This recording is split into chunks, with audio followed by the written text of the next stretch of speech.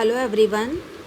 Today we continue chapter 3 part 2 धातु एवं अधातु।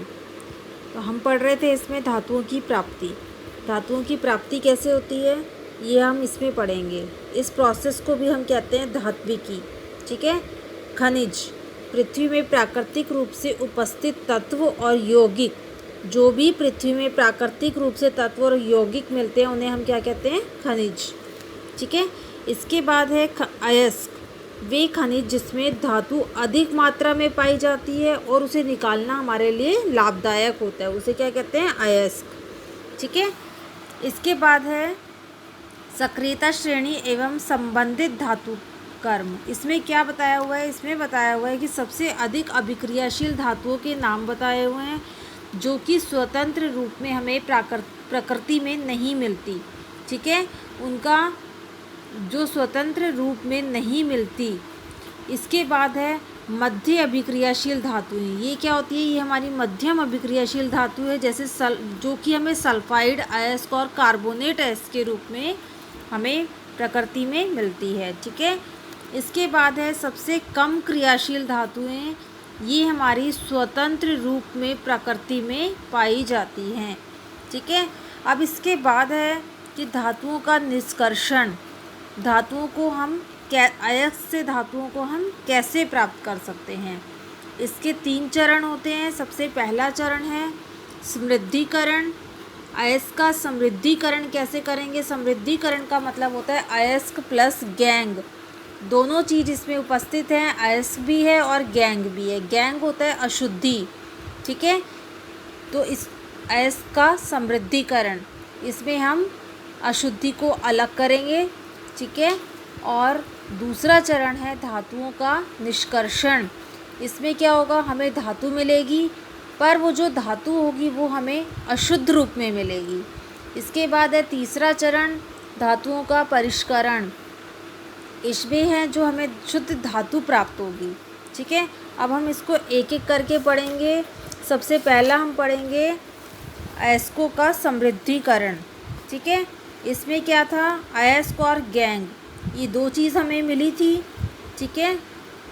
तो गैंग को हम क्या करेंगे? अयस्क से अलग करेंगे। इस प्रोसेस में कैसे अलग करेंगे? या तो पानी से साफ़ करके कर सकते हैं, या छान के कर सकते हैं, या फिर चुंबक के प्रयोग से कर सकते हैं, या फिर किसी रसायन का प्रयोग कर सकते हैं। ठीक है। दूसरा प्रोसेस है धातुओं का निष्कर्षण। तो इसमें हम पढ़ेंगे धातुओं का निष्कर्षण कैसे करते हैं। इसमें धातु जो हमें मिलती है वो धातु हमें मिलती है अशुद्ध रूप में। ठीक है। अयस्क का सांद्रण करेंगे। इसमें 3 तरह की धातुएं हमें मिलती हैं। ठीक है। पहली धातु हैं उच्च अभिक्रियाशील धातुएं।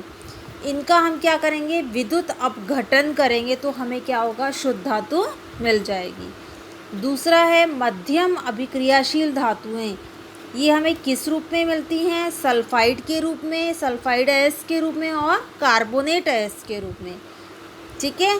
तीसरा है हमारी निम्न अभिक्रियाशील धातुएं, जो कि हमें सल्फाइड अयस्क के रूप में मिलती हैं प्रकृति से।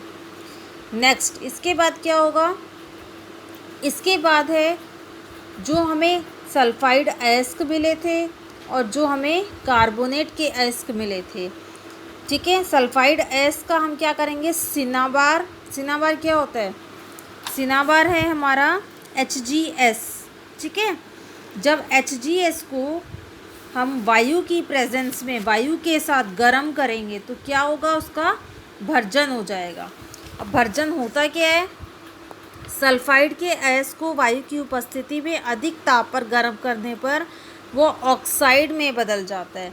इस प्रक्रिया को नाम दिया गया है भर्जन। ठीक है। यहाँ दिखाया गया है, ध्यान से देखो।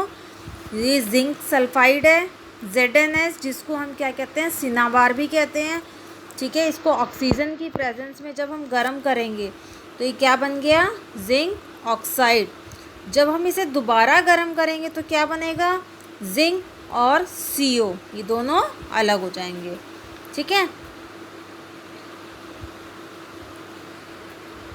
जिंक प्लस SO2, ये हमारा अलग हो जाएगा।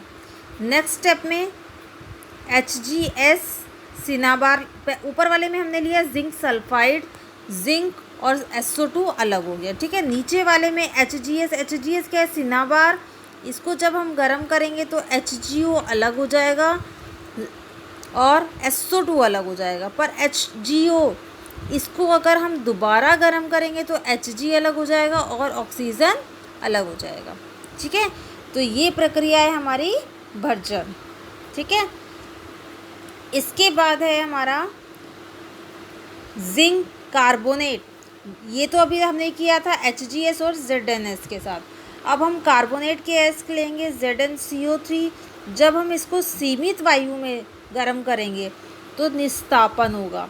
यहाँ भर्जन हुआ था, यहाँ निस्तापन होगा। अब निस्तापन क्या होता है ये भी देख लेते हैं। निस्तापन होता है कार्बोनेट के अयस्क को जब सीमित वायु में अधिक ताप पर गर्म किया जाता है। इसमें क्या था, वायु की उपस्थिति में गर्म किया था, इसको सीमित वायु में गर्म किया, सीमित वायु की उपस्थिति में। तो ये क्या करता है, ऑक्साइड में बदल जाता है। इस प्रक्रिया को क्या कहते हैं, निस्तापन। गर्म किया, ZnO अलग हो गया और CO2 अलग हो गया, ठीक है। इसके बाद जब दोनों प्रक्रिया हो जाएंगी, हमारी भर्जन भी और निस्तापन भी, तो क्या मिलेगा हमें, धातु के ऑक्साइड्स मिल जाएंगे। फिर उसका धातु का अपचयन किया जाएगा।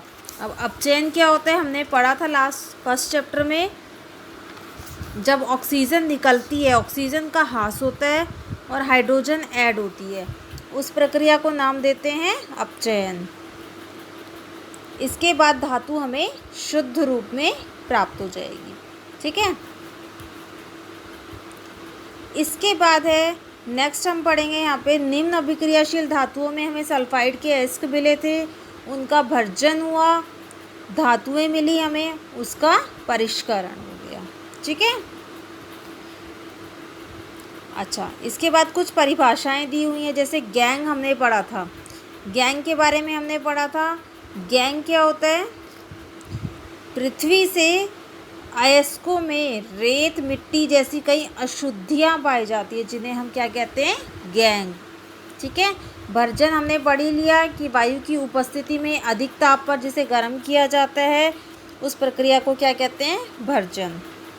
निस्तापन में हमने क्या पढ़ा था, सीमित वायु की उपस्थिति में गर्म करने पर ऑक्साइड में बदल जाता है, ठीक है, उस प्रक्रिया को कहते हैं निस्तापन। अपचयन भी हमने पढ़ा था। धातु ऑक्साइड से कार्बन जैसे अपचायक का उपयोग कर धातु प्राप्त की जा सकती है, ठीक है। धातु ऑक्साइड, ये हमारी धातु ऑक्साइड है, इसमें अपचायक क्या है हमारा, कार्बन। इसका उपयोग करके जिंक अलग हो गया और CO अलग हो गया। इसका उपयोग करके हमें धातु मिल गई जिंक, ठीक है। तो हमारा C क्या हो गया, अपचायक। इसके बाद नेक्स्ट हम करेंगे धातुओं का परिष्करण। 3 प्रोसेस हमने पढ़े थे। अयस्कों का समृद्धिकरण जो हमने पढ़ लिया, अयस्क और गैंग होती है, ठीक है। उसके बाद धातुओं का परिष्करण हमने पढ़ा। अब हम पढ़ेंगे धातुओं को, पहले हमने पढ़ा धातुओं का निष्कर्षण, अब हम पढ़ेंगे धातुओं का परिष्करण, ठीक है। परिष्करण में क्या करते हैं, धातुओं से अपद्रव्य को हटाने के लिए सबसे अधिक उपयोगी विधि कौन सी विधि है, सबसे अधिक उपयोगी, विद्युत अपघटनी, ठीक है। इस विधि का प्रयोग करते हैं। इसमें क्या करते हैं, देखो इसमें हम क्या करेंगे, जैसे कि एक हमने बीकर लिया, उसमें हमने क्या किया, एक कैथोड और एनोड की रोड लगाई, इसके अंदर हमने डाला CuSO4 कॉपर सल्फेट प्लस तनु सल्फ्यूरिक अम्ल H2SO4, ठीक है, बहुत ही सूक्ष्म मात्रा में जो हमारा। इसके बाद जब हम इसमें विद्युत धारा प्रवाहित करते हैं, यहाँ बैटरी लगी हुई है, जब हम इसमें विद्युत धारा प्रवाहित करते हैं, ठीक है, इसके अंदर हमने क्या डाला था, कॉपर सल्फेट और H2SO4 सूक्ष्म मात्रा में, ठीक है। हमने गर्म किया, बैटरी ऑन करी, तो इसके बाद क्या होगा, जितना भी अशुद्ध तांबा होगा वो सारा एनोड पे जमा हो जाएगा आके, और जितना भी शुद्ध तांबा होगा वो हमारा सारा आके कैथोड पर जमा हो जाएगा, ठीक है। देखो विद्युत अपघटन से जब विद्युत धारा प्रवाह की जाती है तब एनोड से क्या मिलता है हमें, अशुद्ध धातु उतनी ही मात्रा में शुद्ध कॉपर विद्युत अपघटन से कैथोड पर आकर जमा हो जाती है। ठीक है, अगर कुछ अशुद्धियाँ, अविलेय अशुद्धियाँ जो कि जल में नहीं घुल पाती है, किसी भी विलयन में नहीं घुल पाती, वो आकर क्या होती है, एनोड की तली पर जमा हो जाती है, जिसे हम क्या कहते हैं, एनोड पंख। ठीक है, इसके बाद है संक्षारण। संक्षारण क्या होता है, धातुएं अपने आसपास अम्ल, आर्द्रता एवं वायु के संपर्क में आने पर संक्षारित हो जाती है, उनमें जंग लग जाना। संक्षारण मतलब जंग लग जाना। वो जंग लग जाता है जब लोहा किसी भी चीज़ के प्रेजेंस में आएगा, मॉइस्चर, वाटर, एयर, किसी की प्रेजेंस में आएगा तो क्या होगा, संक्षारित हो जाएगा। ठीक है, इसके बाद है सिल्वर। वायु में उपस्थित सल्फर के साथ अभिक्रिया कर सिल्वर सल्फाइड बनाता है, जिसके कारण वस्तु काली हो जाती है। चांदी हमारी काली हो जाती है, क्यों? क्योंकि जो वायु के प्रेजेंस में, वायु के साथ आकर मिलकर जब अभिक्रिया होती है तो वो सिल्वर सल्फाइड बन जाता है, जिससे कि हमारी चांदी जो होती है, सिल्वर होती है, वो काली हो जाती है। कॉपर। कॉपर क्या होती है, कॉपर आर्द्र कार्बन डाइऑक्साइड के साथ अभिक्रिया करके, यहाँ पर क्या, वायु की उपस्थिति में सिल्वर सल्फाइड बना था और काली हो गई थी। ठीक है, कॉपर में क्या हुआ, कार्बन डाइऑक्साइड के साथ अभिक्रिया हुई, हरे रंग का कॉपर कार्बोनेट बना। लोहा। लोहा क्या होता है, लोहे पर भूरे रंग की परत चढ़ जाती है जब वायु, आर्द्र वायु की प्रेजेंस में, जिसे जंग कहते हैं। ठीक है, अब संक्षारण से हम सुरक्षित कैसे रह सकते हैं, कैसे उसको बचा सकते हैं संक्षारण होने से, किसी भी धातु को, लोहे को जंग लगने से बचाया जा सकता है। कैसे?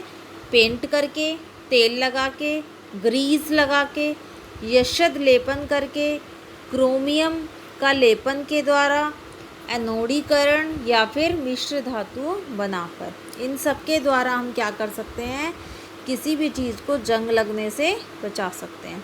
अब इसमें दिया है यशद लेपन। यशद लेपन क्या होता है, लोहे और इस्पात को जंग से सुरक्षित रखने के लिए उस पर जिंक की परत चढ़ाई जाती है। लोहे के ऊपर या इस्पात के ऊपर जिंक की परत चढ़ाना क्या कहलाता है, यशद लेपन। ठीक है, इसके बाद नेक्स्ट है हमारा मिश्र धातु।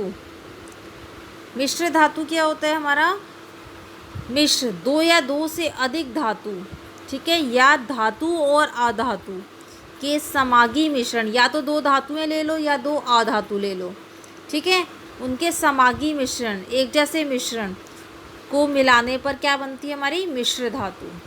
इस जैसे कि लोहा सूक्ष्म मात्रा में कार्बन के मिश्रण के साथ लोहा कठोर और प्रबल हो जाता है। ठीक है, कार्बन के मिश्रण के साथ जब वो मिक्स होता है लोहा, तो क्या होता है, कठोर और प्रबल बन जाता है। इस्पात। इस्पात किससे मिलकर बनता है, लोहा, निकल और क्रोमियम, इन तीनों से मिलकर क्या बनता है हमारा इस्पात, मतलब स्टील। पीतल। पीतल कैसे बनता है, कॉपर और जिंक, इन दोनों से मिलाकर हमारा क्या बनेगा, पीतल। कांसा कैसे बनेगा, कॉपर प्लस टिन। सोल्डर कैसे बनेगा, लेड प्लस टिन। और अमलगम कैसे बनेगा, मरकरी के साथ जब अन्य तत्व मिल जाते हैं तो हमारा अमलगम बन जाता है। ये सब होती है हमारी मिश्र धातुएं। ठीक है, तो आज चैप्टर फिनिश हो गया है, चैप्टर 3 ख़त्म हो चुका है। अब हम मिलेंगे अपनी नेक्स्ट वीडियो में, तब तक के लिए थैंक यू।